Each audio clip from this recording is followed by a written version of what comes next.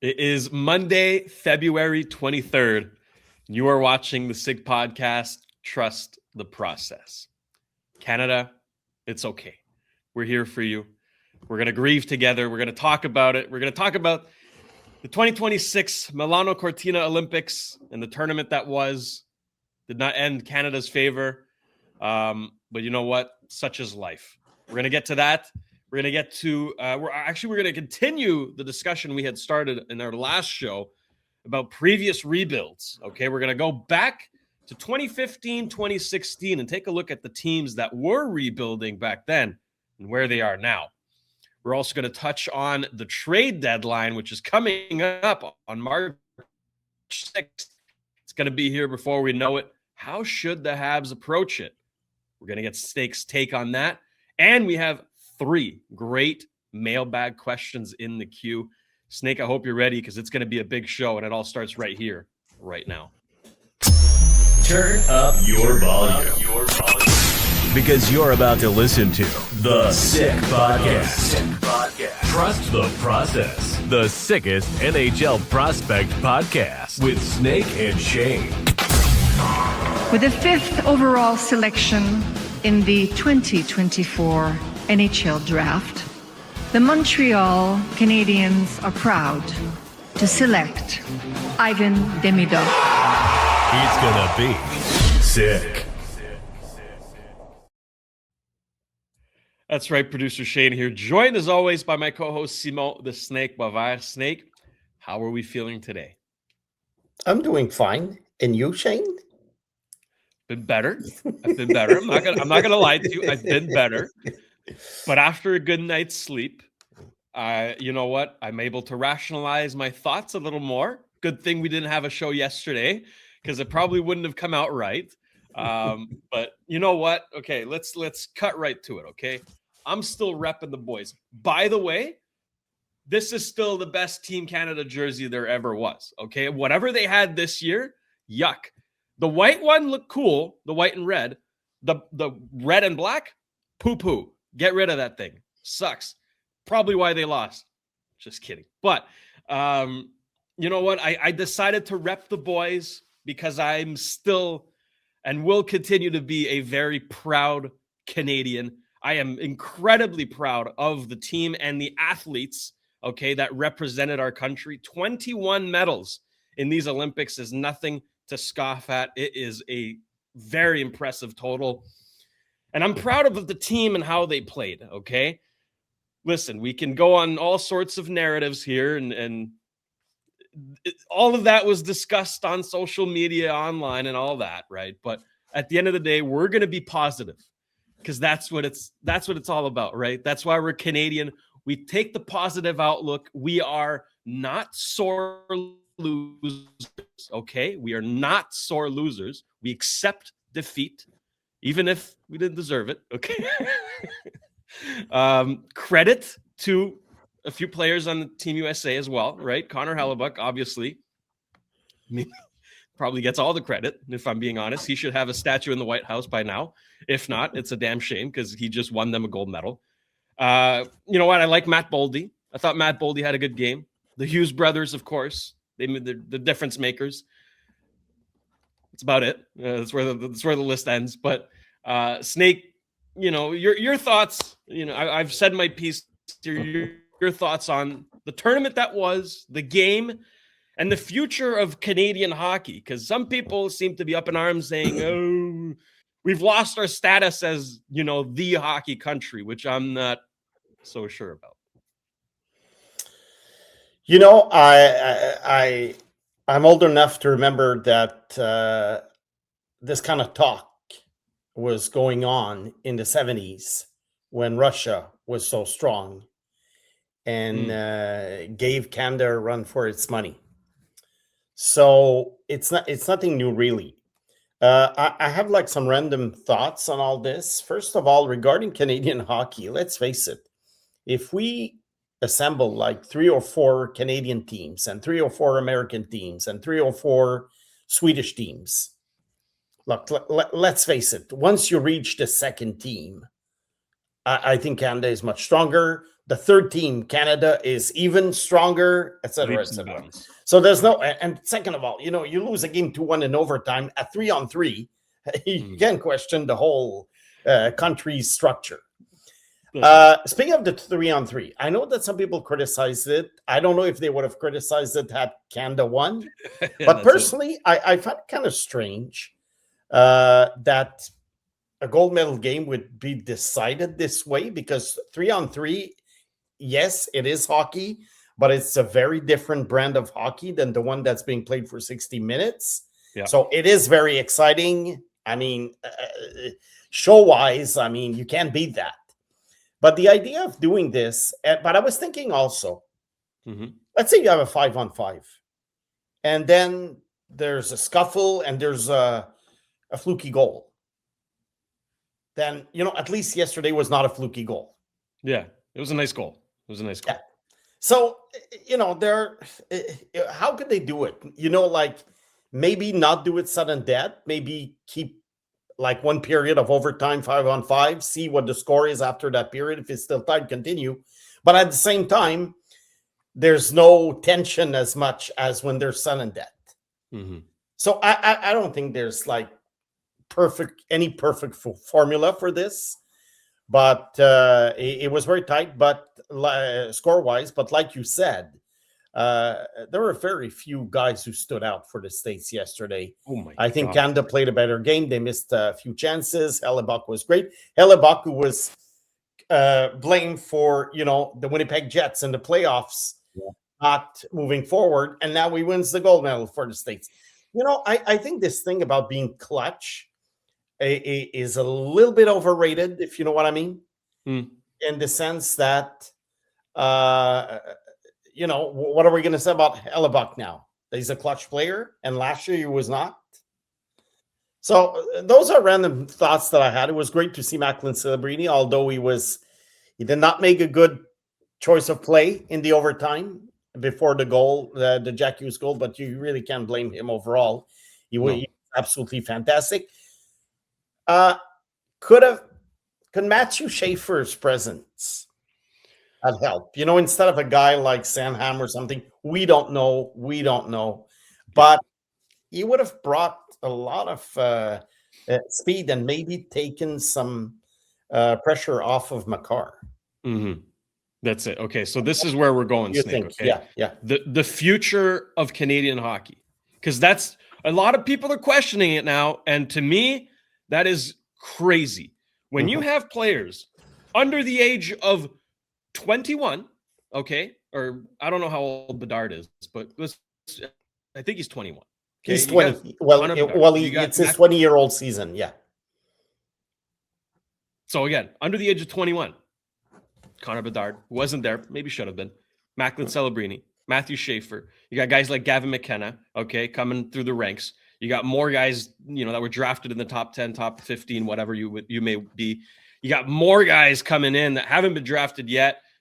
We're thinking down the road here of, Landon Dupont, Alexis Joseph, Maddox Schultz. These guys have high potential, but so, okay, anybody doubting the future of Canadian hockey is out for lunch. Like, yeah.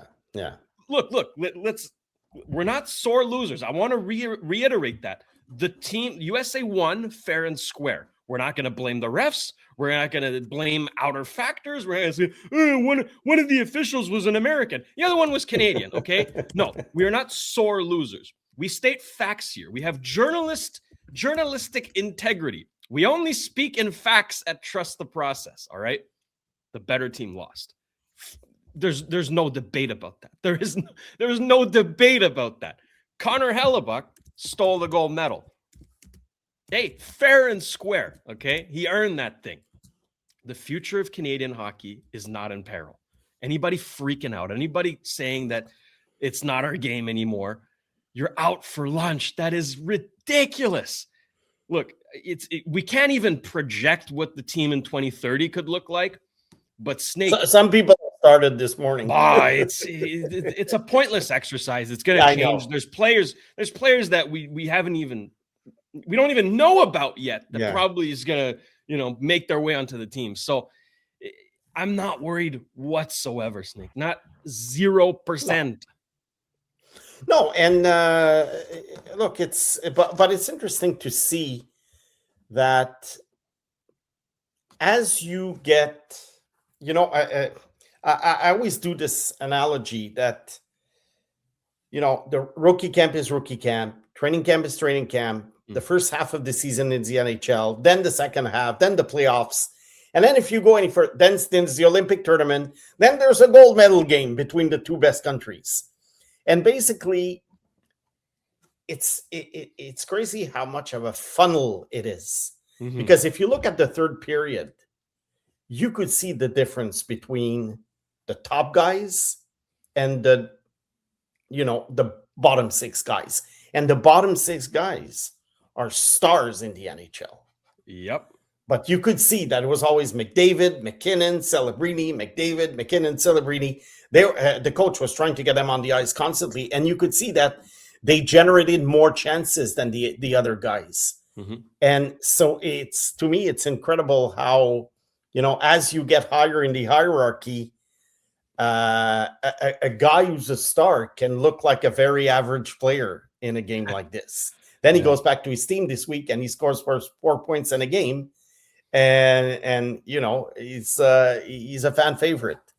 So that's, to me, was interesting to watch yesterday. And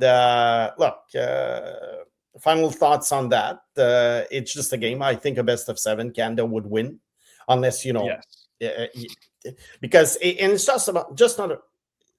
not just about looking at it on paper. It's when you look at how they play on the ice. Mm-hmm. And best of 7, I think Canada wins. And look, they missed open nets yesterday. McKinnon at some point towards the end of the game. But again, maybe the States would have tied the score. We don't know. It's just one game, and that's what it is. That's what it is. Well, we're not gonna hear the end of it for the next 4 years. That's the unfortunate part. But at least we know that, the guys gave it their all and they played a great game. We're not going to forget that. And, I think I speak for the both of us when I say we're proud of them and the effort that they brought to Milano Cortina. It was truly like an exceptional tournament and an exceptional team. And by the way, Connor McDavid, there's no debate anymore. If there ever was, there isn't anymore. He's the best player on planet Earth. He is the most talented player that's ever played the game. Okay, I did not stutter. I meant every word. Yeah. 13 points in the tournament. If I'm not mistaken, that is the best Olympic tournament ever. With the pros, because I think Peter Forsberg, was a little bit different back in the day, 30 years ago. Look, the question is, in 4 years, will McDavid still be the best? I would. Oh, yeah. That's a tough one to call. I think he's still going to be great. He's still going to be great. But will he still be the best? Because he's going to be at the next Olympics, 33 years old. And his game is mostly based on speed. He was born in January 1997. So he's going to be 33 at the next Olympics. Yeah. My God. Yeah. He's already 29. Yeah. Oh. Well, he's been forever, but he was, look, Crosby's 38. Some people were speculating about Crosby being there at age 42. Wow. Okay, so you know what? This leads in perfectly to our next discussion, because we're going to go back 10 years ago. Yeah. And it's crazy because, McDavid is 29, and I say 29 as if that's old. I mean, he's still in his prime, but he's going to, wow, okay. I for some reason, I didn't think he was 29. But anyways, we're going to move on from the Olympics now, and we're going to finish the discussion we had started in our previous show, Snake, about rebuilds. Now, we talked about the rebuilds that are currently ongoing and how they're projecting, right? And which ones could win the most cups and which one's going to win the cup first and all that. Let's go back now. Hindsight 2020, right? Let's go back 10 years ago for 2015, 2016, and take a look at the teams who were rebuilding then and where they are now, where they went right, or maybe where they went wrong. Where do you want to start with this? Well, I also want to add a Habs component to the discussion, where the Habs were at the time in the summer of 2015, vis-a-vis those 4 teams, and then what happened. So we'll start with the rebuilding teams. I think there were 4 teams that obviously were rebuilding at the time at different stages: Toronto, Buffalo, Arizona, and Edmonton. The Leafs had just started rebuilding, and in the summer of 2015, they signed Mike Babcock to oversee that rebuild as the coach. And that's the summer that they drafted Mitch Marner, and they already had William Nylander, Morgan Riley, and their veterans were Phil Kessel, Jim Van Riemsdyk, and there was also not so old Nazem Kadri. Mm-hmm. So interesting. And they were also looking to be bad that season, and they were, and they drafted Austin Matthews in 2016. So at the time, I really thought that the Leafs were finally going to win a cup or 2. Mm-hmm. They haven't won since 1967. Correct. I was 1 year old, so I've never seen the Leafs win a cup. Not that I care that much, but but I like rebuilding teams, That's it. So at the time, I thought, hey, that's interesting. For the first time since I was a kid, since the days of Daryl Sittler, hey, the Leafs can be interesting to follow, and they were fun to watch. But the reason why it didn't work out, it's not only because they face Boston and Tampa constantly in the division. I think it's because they were never able to get a good, cheap supporting cast around those players. Yeah. And I know that they had issues in goal, but they also had Frederick Anderson for a while. But they made mistakes. I think the fact that they made the playoffs right away in 2016 with the rookies, I think they thought that they had already arrived. Yeah. And they kind of sped it up a couple of years later by signing John Tavares. That was overkill. They already had lots of offense, and they signed a guy for $11 million. Yet the cap stalled because of COVID. That they couldn't predict. They probably thought the cap was going to go up, but still. And at some point, they signed Patrick Marleau to a 3-year contract, and to get rid of him, they had to give a first-round pick to Carolina, and that first-round pick became Seth Jarvis. Seth Jarvis. Yeah. So you add it up. They never had great defense, and so it just fizzled. And if you recall, at the beginning of the year, I said the Leafs are not going to make the playoffs, and I don't think they're going to make it. And I think they're in for a very bad run, and they don't have their first-round pick for the next couple of years. So I don't know where this is going, but in retrospect now, 10 years later, it was, I would consider, considering what they had, I think it was a failed rebuild. And honestly, I was disappointed because, like I told you, I liked the start of the, they had the Shanna plan and everything. And then it's like, okay, where did that Shanna plan go? They hired Lou Lamoriello. Who basically it was not a builder. Lou Lamoriello was someone who wanted to win right away. We saw it with the Islanders afterwards. Yeah. And I think he was not the man of the hour. And there was conflict, I think, with Mark Hunter. Mark Hunter left. And probably that Mark Hunter would have been a better person to oversee that rebuild. Kyle Dubas, he was all over the map. He was supposedly, a young wizard and a young GM wizard. Anyway, failed. So that's for Toronto. to boil it down, Snake, for the Leafs, really, they sped it up, right? They tried to cheat it in a sense. Cheat it. And they did not trust the process. Nope. Boom. Failure. And they made some mistakes, over the years, because at some point, you trade a player here, you trade a player there. It doesn't seem, or you don't do a good draft, you don't do another good draft, and then you're thinking, it doesn't matter. It's just this, but at some point, all this accumulates, and 9 years later, their core was still Nylander, Marner, Riley, Matthews, and Tavares. So no one was added really in those 9 years that you could say, oh, wow, okay, that was a great pick. Or, okay, at the end, they got Matthew Nyes, That's it. That's the only too one. late. Too little, too late.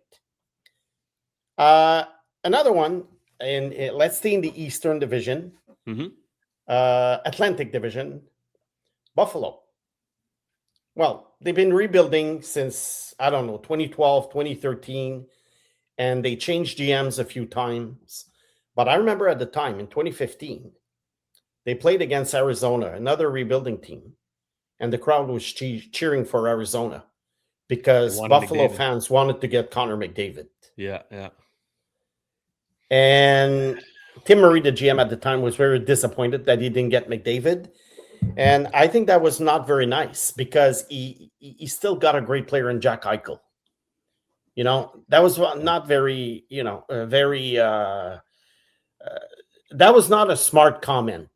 And we saw how Jack they handled Eichel. That one afterwards. Yes, exactly. And Jack Eichel is still a very, very good player a great player for the Golden Knights. But at the time, the guys they had in 2015, after that summer, they had one guy still around, believe it or not, and he's not a star. He's far from being a star. It's Zemgus Girgensons, who was, I think, 20 years old at the time. He's still around as a bottom six player. But they had guys like Ristolainen, Zadorov, Eichel, Sam Reinhart, Tyler Myers. They had just drafted Joel Armia. They had Jake McCabe, JD Comfort. That was a good base to build on.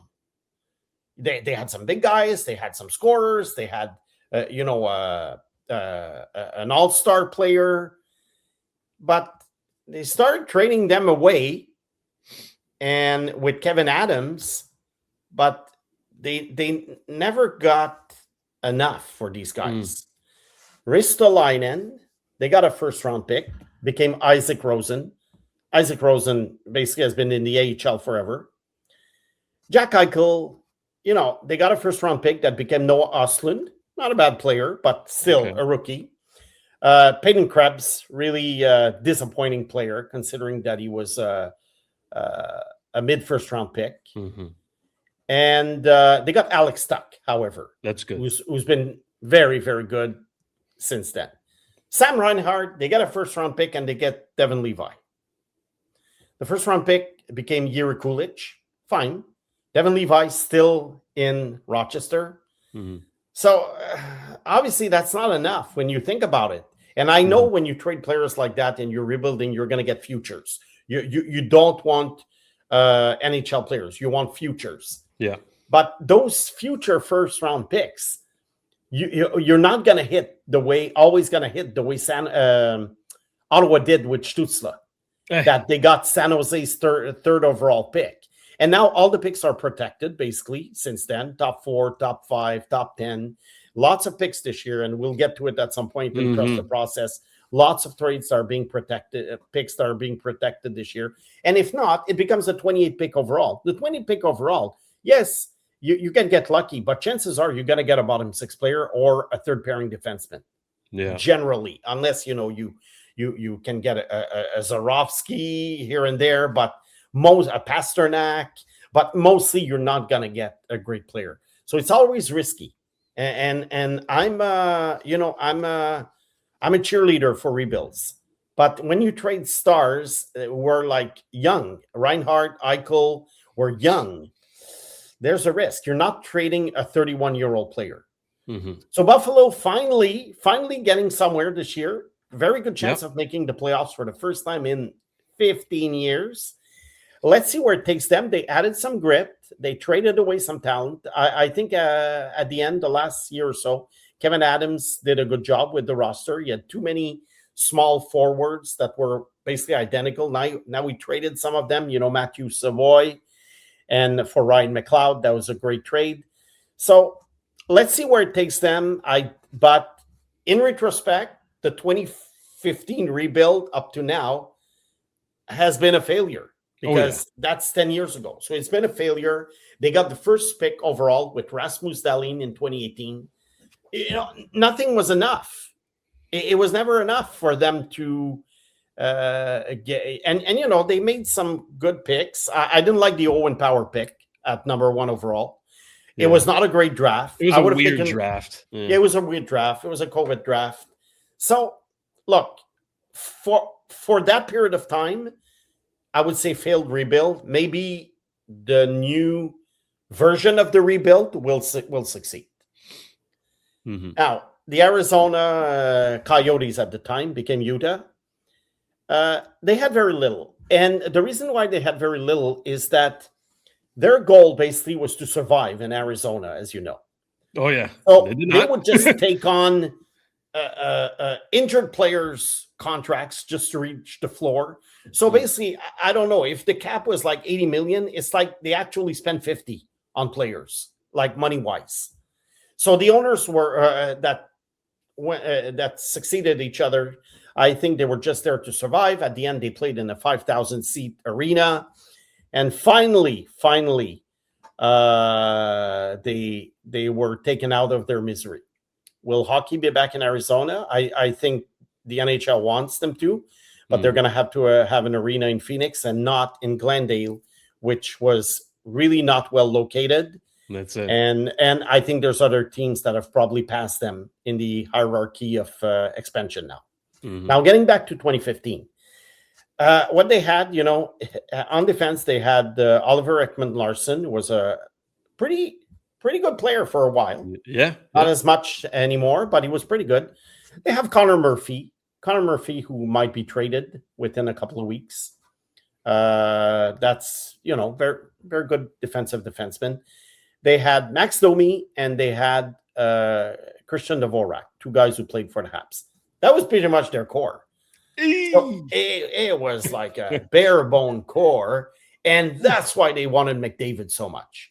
And imagine had McDavid gone to Arizona, all the conspiracy theories we would have heard.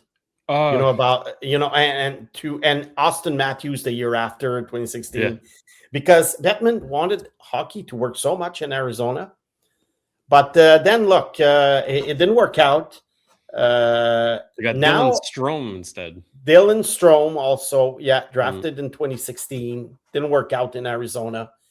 And then basically what happens is that Bill Armstrong took over a few years ago, and now they moved to Utah. They have great ownership, and now they're back on track. But the 2015 rebuild, I would say, failed. Okay. So, but now, just like Buffalo, they're getting there. But it's another version, let's say, of the rebuild that is getting there.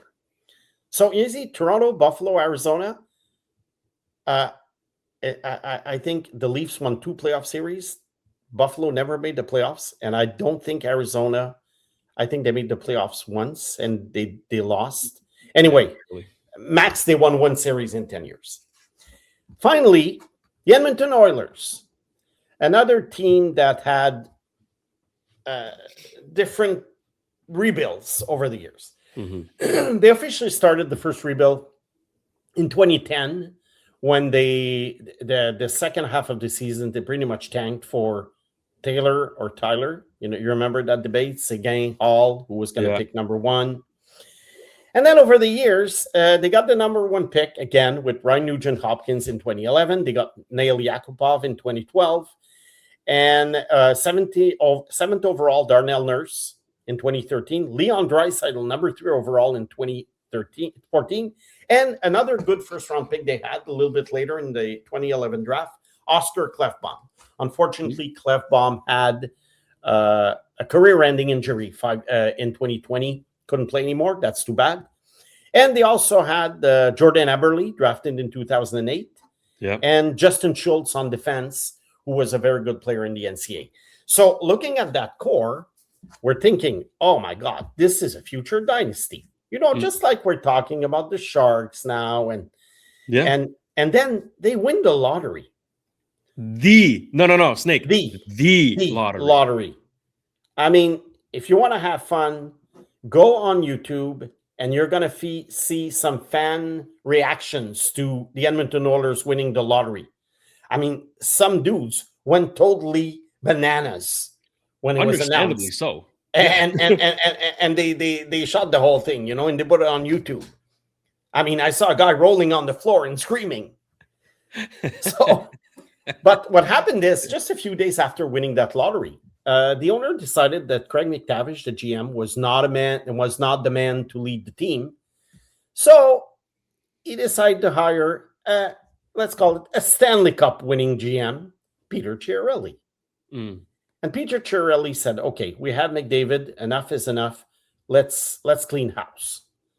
So he traded his first round pick and second round pick in 2015, 16th overall, for defenseman Griffin Reinhardt for his toughness. That guy, that 16th overall pick could have been Matthew Barzal, because that's what the Islanders picked with the pick. Rumor has it that the Edmonton Oilers were going to pick Joel Eriksson Ek. That would have been great too. Yeah. Big guy, you need big centerman. And so that's one mistake. Then he traded a couple of second round picks for goalie Cam Talbot, who basically had not proven anything. He was just the backup to Henrik Lundqvist in New York.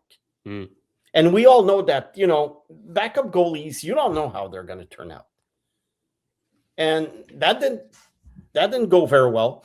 And overall, although McDavid became great, Draisaitl became great, Yakupov was a total bomb, Taylor Hall was traded for Adam Larson. Mm. Look, I think it's debatable. They were trading an offensive forward. They had quite a few of them in order to get better on defense. Larson is still playing. Hall won a Hart Trophy in New Jersey, but it was an injury-riddled career for this guy. Yeah, so I don't really know what to make of this trade anymore. Mm. I thought at the time that it was ridiculous. Hall maybe would have helped because he had some good seasons in New Jersey, but then he's been bouncing around. So I don't really know. Clefbaum's injury didn't help. Eberle was traded too at some point. He was a short forward scoring 25 goals, 30 goals. I think they didn't want him. Justin Schultz didn't really pan out in Edmonton. Mm. And they had no goalie for a long time. They had Devin Dubnyk that they let go of, and he became very good in Minnesota. So all kinds of mistakes that led to Chiarelli being fired. Mm. But then, they get Ken Holland. And now they have Stan Bowman. I mean, okay, we get it here. The owner wants a Stanley Cup winning GM without necessarily analyzing how that Stanley Cup GM became a Stanley Cup winning GM and what he's done with the team, what his recent track record is. Bowman really didn't do well with the Blackhawks afterwards, after winning 3 cups. And that team was basically built by Dale Talon. Holland, I think he was a pre-salary cap GM. Mm. He could never handle the salary cap with Detroit. And I think he's, a man from the past. And Chiarelli never found a job again as a GM, but I think he's been a scout for the Blues for quite a few years. We see him at Place Belle sometimes. And maybe he liked Logan Mailloux. Maybe that's how Logan Mailloux ended up with the Blues. So, but the Edmonton Oilers reached 1 Final Four and 2 Stanley Cup Finals. So can we say it was a success? Off the backs of essentially 2.5 players, let's just say. Yeah. So it was, but could it have been better? Because remember, all these years, the Oilers kept missing the playoffs. Yeah. I think 2018, 2019. But then the last couple of years, they reached the Stanley Cup Finals. So, yeah, I would say it is a success. But no Connor McDavid, no lottery win in 2015. And they would be the Buffalo Sabres, basically. Disaster. Yeah. So, to finish about the Oilers, one thing that didn't work out for them, is that I'm going to name you since 2010, we're talking 15 years, the players that they drafted outside of the first round who basically had, let's call it, a career in the NHL. Okay? Ooh. Okay. You ready? Strap in. Ryan McLeod, Michael Kesselring. Okay. Yeah. Stuart Skinner, Vincent Desharnais, John Marino, Caleb Jones, Jujhar Khaira, Eric Gustafsson, who played with the Habs briefly, Tobias Ryder, and Tyler Pitlick, who also played for the Habs. Okay, 15 years, and that's what you get out of round number one. We always say that rebuilds are going to be successful not only if you get lottery picks, they're going to be successful if you can find a Lane Hudson in round two, a PK Subban. You know, you have to find guys like that. A Jamie Benn. You have to find guys like that at some point. Yeah. Otherwise, it's not going to work. You can't just rely on top five picks year after year after year. And the Oilers also had a terrible pro scouting staff. I mean, their free agent signings were horrible for many, many years. And you watch that team, and it's like there's holes everywhere. Yeah. And you can't blame it on McDavid's salary. He took a pay cut, Snake. The man played at 12.5. And you know what they do? They save $7 million, basically. They give it to Jake Wallman. Nothing against Jake Wallman. But you basically, ask or basically assume that McDavid is going to take a pay cut so that he can be surrounded by better teammates. And a few days later, you sign Jake Wallman for $7 million, which is basically what Connor McDavid left on the table. Strange. Now, what's going to happen with the Oilers next? We don't know. McDavid still has 2.5 years on his contract. We'll see. It's going to be tough this year. But the Pacific Division is not very strong. But they're going to have to face probably Colorado or Minnesota or Dallas. It's going to be tough again to reach the finals. But overall, 2 Stanley Cup finals because of McDavid. So a successful rebuild. All in all, by default, a little bit. By default, yeah. Snake, I'm curious. Yeah, I'm curious your perspective on the fact that McDavid signed a short-term contract extension here and only has 2.5 years left in Edmonton. Do you think it's essentially him saying, "Hey, you have 2.5 years to build a roster around me, or else I'm packing my bags. I'm out of here." Well, he's going to be 31 when his contract ends, and one can assume that he's going to get a 7-year contract or 6-year contract because there's a new rule that if you sign elsewhere, it's going to be 6 years. He's going to get a 6-year contract elsewhere if he doesn't want to sign with the Oilers. Which would take him to age 37. I don't know how well he's going to age. I don't know if where he could go, where basically he would not affect the salary structure of that team where he goes. Is he going to take another discount? But then if you take a discount, how do you pick your team? I know agents do that. They look at rosters and they're thinking, okay, down the road, does that team have a chance to win the cup or not? But as we just saw with those 4 rebuilds, none of them won the cup. So there's no guarantee. The teams we talked about the other day, the Habs, the Sharks, the Blackhawks, the Anaheim, maybe in 10 years, none of them will have won. We don't know. So I don't know where McDavid could go, really, where he wouldn't eat too much of the salary cap. So you have to have a team that has a lot of cap room and lots of good young players, I would think, but young players that are ready to win. I know why you're smiling. Snake, you're describing the team, not me. I know why you're smiling.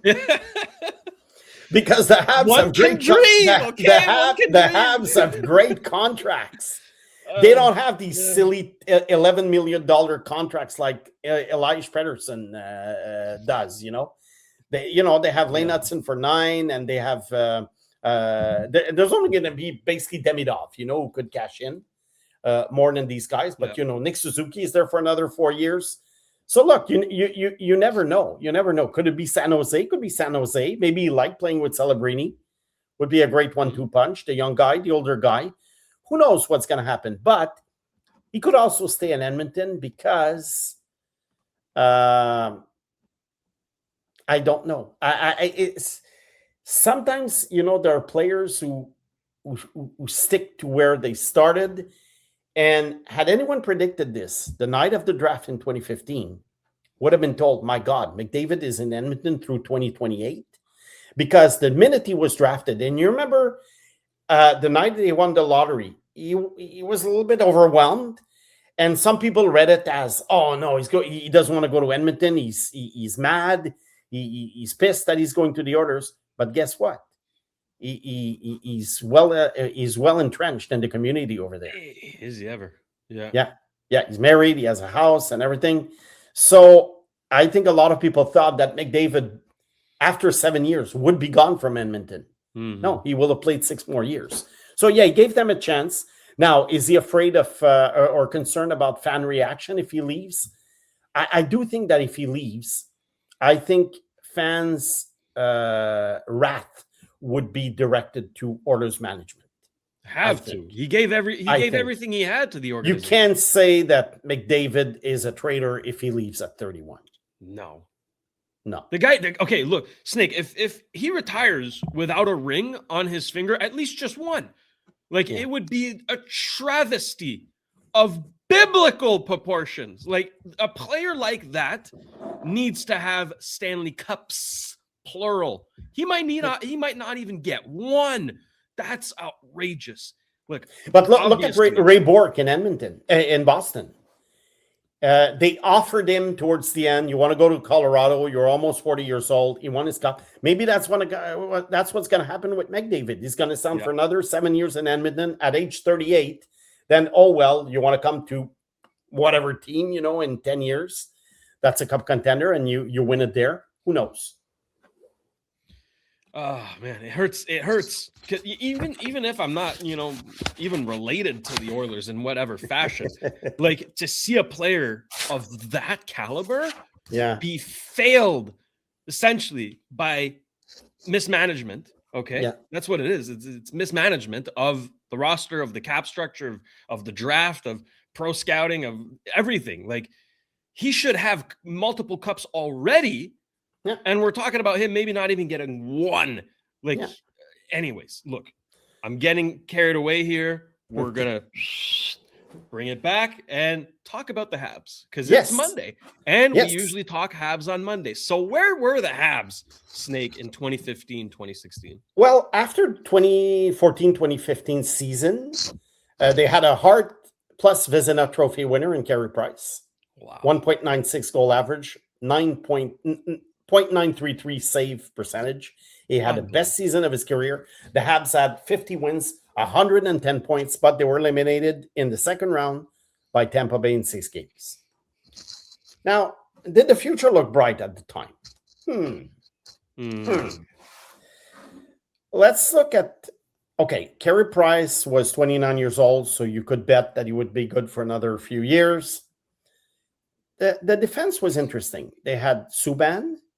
They had an older Markov, but still efficient. They had Jeff Petrie. They had just acquired Alex Emelin, who was a good defensive player. And the third pairing was Tom Gilbert and Nathan Beaulieu. So, it was decent. Nothing to complain. Yeah. And but Subban was traded 1 year later, but that's another story. But listen to this. The forwards. Oh, no.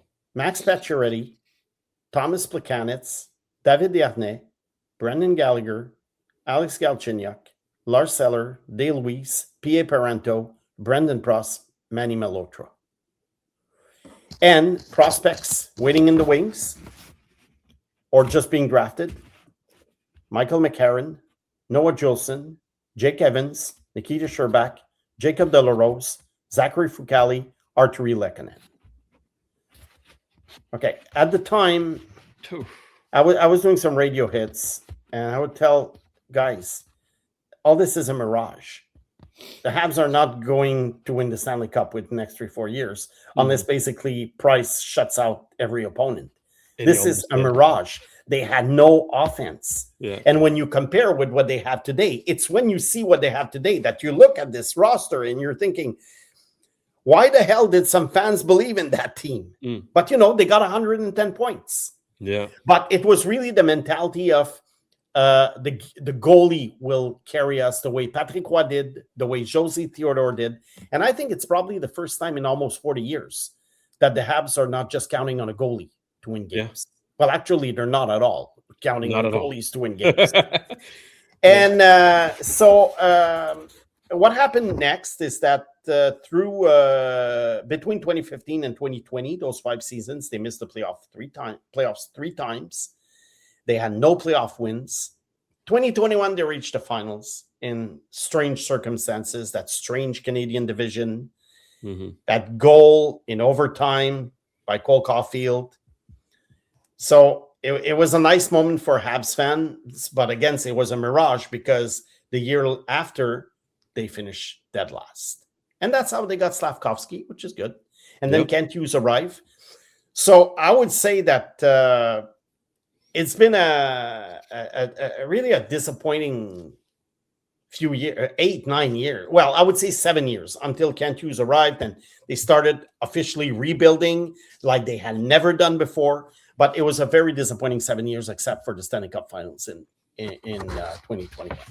So the outlook for now, as we said on the last show, it's a lot better. And hopefully for fans, it becomes better than what happened to Toronto, Buffalo, and Arizona. So far, Snake, they've trusted the process. Exactly. They need to continue to trust the process. Exactly. Because the process is not done yet. Nope. So we will revisit this conversation in a few years from now. But as it stands, that's where we are. Snake, before we move along, I want to take some time, of course, to thank our partners here at the Sick Podcast who make this show possible. And I want to start off with our good friends over at Cheapest T-Shirts. Okay, if you are looking for the cheapest prices on wholesale apparel in Canada, you will find them at cheapesttshirts.ca. They're proudly Canadian and trusted by thousands of customers from coast to coast. They deliver unbeatable value every single day. You'll always get the cheapest prices, plus same-day shipping and even next-day delivery, so your order arrives fast. Cheapesttshirts.ca is the go-to source for teams, businesses, events, apparel printing companies, resellers, and it's also perfect for just individual shoppers who want the best deals on everyday apparel. Plus, enjoy free shipping on larger orders and a simple, easy-to-use website that makes online ordering a breeze. Get the cheapest deals in Canada today at cheapesttshirts.ca. And of course, they've been with us since the very beginning. We want to thank our friends, Betway. Don't select the bus with Betway and get a deposit matchup bonus up to $300 on your first deposit. Scan the QR code on the screen or click on the link in the details section to create an account and redeem your welcome offer. The offer is only available for new customers. Terms and conditions apply. The offer is not available in Ontario. You must be 18 years or older. Please play responsibly. Snake, it is February 23rd, and the trade deadline in the NHL is March 6th. So it's coming up fast. Now, NHL GMs had 2 weeks to kind of make up a plan, right, during the Olympics how do we want to attack the trade deadline? What do you think Kent Hughes and Jeff Gorton plan should look like? Well, first of all, we're recording this on Monday around lunchtime. And I thought that with the trade freeze being lifted at midnight, I thought they were going to announce stuff today. They haven't, but there's still, almost 2 weeks left, less than 2 weeks left. Yeah, because February is a short month, so less than 2 weeks left. I think how they should approach it, if I'm going to trade my first round pick, I want it for a player with term, not just some rental guy, because the Eastern Conference is winnable, but I'm not sure if the Habs should go necessarily all in this year. Yeah. But I would gladly trade second, third round picks for guys that can help in the playoffs. Maybe one big defenseman, one good big defenseman. That's the price to pay usually for these free agents. Mhm. And I think as the trade deadline approaches, we'll have some names to discuss Yep. that could fit that profile. And maybe some, I wouldn't say tough guys, but maybe some greedy players on offense, but not what they did maybe 10 years ago with Ott and Martinsons and Dwight King, who was good with the Kings, but it was totally, his career was pretty much over when he got to the Habs. Yeah. So, but I don't think Ed Hughes is going to do something like that.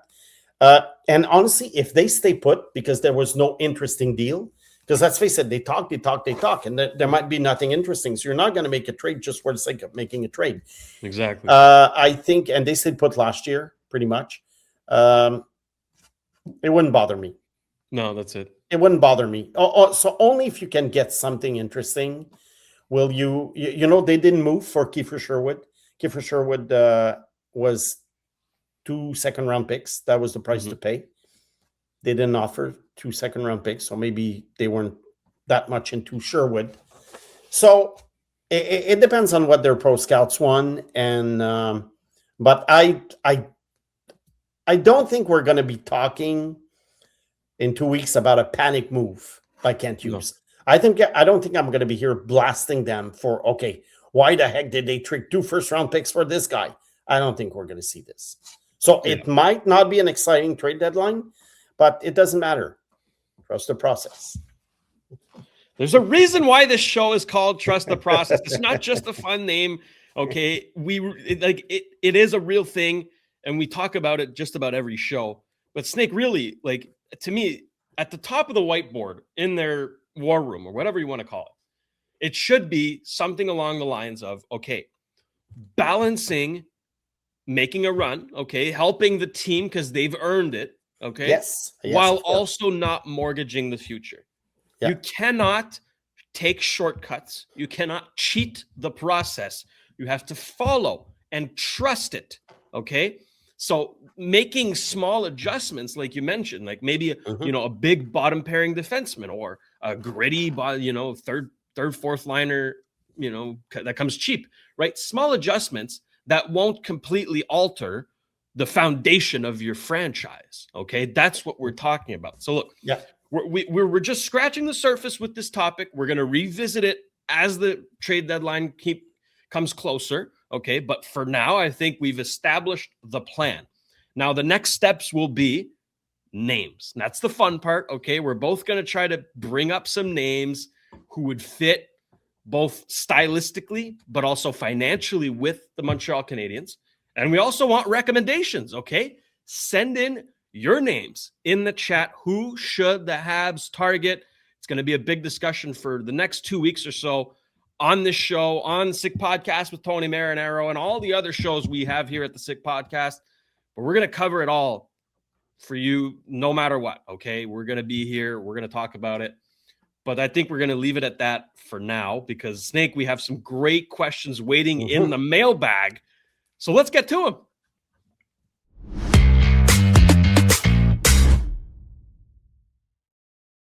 All right, first question is coming from Habs Enthusiast. Can we get an update on Vincent's roar, on his play, and your thoughts as to when he could come to Laval and what will his role be there? Well, ever since he was drafted in the third round in 2022, I think Rohrer was always a long shot to make the NHL, like most third-round picks. Because the thing is with this guy is that he works hard, he skates well, he's a smart player. But the problem is it's hard for him to get in the slot with the big guys. And unless you're exceptionally talented, it's always going to be difficult for guys with his lack of strength to make it to the NHL. And the problem is right now in Switzerland, he has 9 points in 35 games. That's not really good. And you know what? He didn't stay in Laval this year. He's 21 years old already. He's going to be 22 next year. And one might say, yeah, but Kapanen. Yeah, but the difference is Kapanen was scoring in Sweden. Mhm. So, and Rohrer is not. So in Laval, he might play in Laval one day, but honestly, I don't see more than a third liner in Laval, really. Yeah. So maybe he's going to stay in Europe. He can have a good career in Europe. We'll see. Exceptional skater, that's for sure. He's a great skater, but obviously you need a whole lot more to make it to the NHL. But you know what? Like, again, this is for a third round pick. Like, I don't think you can be too mad at that. Like, he's fine. just fine. He's in a trajectory in a trajectory, typical for a third round pick. Exactly. That question has been tackled. Let's get to the next one. This one coming from Fred saying, hi. Hey, Fred. Why do scouts see some players years in advance that, they know are going to be superstars or maybe not, like Crosby, McDavid, Bedard, and Shayne Wright, while others are, more seen as good players, but not definitive number one picks just yet, like Macklin Celebrini and Nathan McKinnon. We remember Nathan McKinnon was, he might not have been picked first overall. It was Seth Jones. Yeah, some were talking about Seth Jones since Jones was born in Colorado. And he was a big defenseman. And I think the reason is usually scouts start drooling about these generational or so-called generational players around the age of 14 or 15. And then it's very, very hard for them to change their mind about a player like this. And in most cases, like Crosby, McDavid, Bedard, you couldn't really change your mind because these guys were always progressing and being great in junior hockey. Shayne Wright, it was up until the end that he was seen as the number one pick. But I think, he was chosen fourth overall. And I think at some point, scouts woke up to the fact that he was not going to be mentioned in the same breath as these guys. Now, about Celebrini and McKinnon, that's the interesting thing. Nathan McKinnon, I remember, when he was drafted by the Q, he didn't want to go play in Baie-Comeau. So they made a trade, and he went to Halifax, which was his preferred destination. But scouts at the time, and I remember in arenas, some of them preferred Jonathan Drouin. Yeah. And there was the question mark, including myself, was he going to be a superstar or just an excellent player? Which is basically what we're wondering about Gavin McKenna right now. Yeah. Is Gavin McKenna 8 points, by the way, this weekend on Friday? 1 goal, 7 assists for those who don't know in one game. So we'll probably talk about it on Thursday. So the thing with these guys is that that was the McKinnon thing. Celebrini, I think Celebrini was never seen as a generational player. He was seen more as a Jonathan Taves type of player. Yeah. Who was going to score 70, 80 points and be a great all-around player. Now we can see that he's going to be a perennial 100-point player. I think I don't really understand the lack of love for Celebrini at the time because in the USHL he was dominant. He was dominant at Boston University. Yeah. That I can't explain why scouts didn't seem higher than they should have been because he had the speed, he had the skill. I really don't understand, but maybe it's because at age 15 and 14 or 15, he was not seen as that type of guy. So, the way we're talking about Landon Dupont last year at age 15. Yeah. Still very good. So that's the thing. It's I think the McKinnon story is probably the best answer I can give to the listener. Yeah, it's a great question. That is a great question. Could make for a topic down the road. But hey, we'll move on to the last question. However, and I really like this one, Snake. This one coming from Pascal Maillot. With all the scouts Canadians have, how does a player like Brandon Hagel not only go undrafted, but also leave a development camp he was invited to with the Habs? And there are pictures of it. He was invited to a development camp with the Habs. Where were all the prospect analysis, including the snake, at the time? Doesn't this suggest that draft projections are a bit like fortune telling more than science? Yeah. Well, I don't think it's science, but I don't think it's fortune telling either, because you're going to have exceptions to the rule. Brendan Hagel, by the way, was drafted by Buffalo in 2016, and he was 18 years old at the time. And the thing is, at age 16, he was still playing midget hockey, which is rare for NHL draftees. Usually they already play junior hockey. So he only had one season to show for when he was drafted. He had 47 points in 72 games. And I remember at the time, what I saw in this guy was basically he had a high compete level. He was gritty, high energy, forechecker. And so that's what he showed. And I think he played in the Memorial Cup. And that's pretty much what he showed at the time. Then at age 18, he gets 71 points after being drafted. But at age 19, he goes down to 59 points again. Buffalo doesn't sign him. He goes back in the draft in 2018. He goes undrafted, which is normal. Why would you take an overage player who's not progressing offensively? And the Habs bring him to camp, but he was not good at that camp. So kudos for bringing him, because they saw something in him. But I can't blame them for letting him go, because he was not good. And then what happened? Chicago signed him. He went back to junior hockey. He got 102 points as a 20-year-old. Then they brought him to the American Hockey League the year after.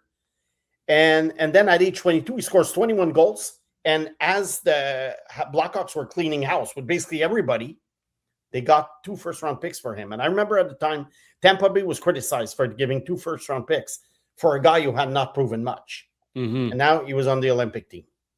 So I think it's more, Brendan Hagel is more of an aberration in the sense that he was not a great offensive player. And one thing that didn't help is that although he was 6'2", he had a very thin frame at the time.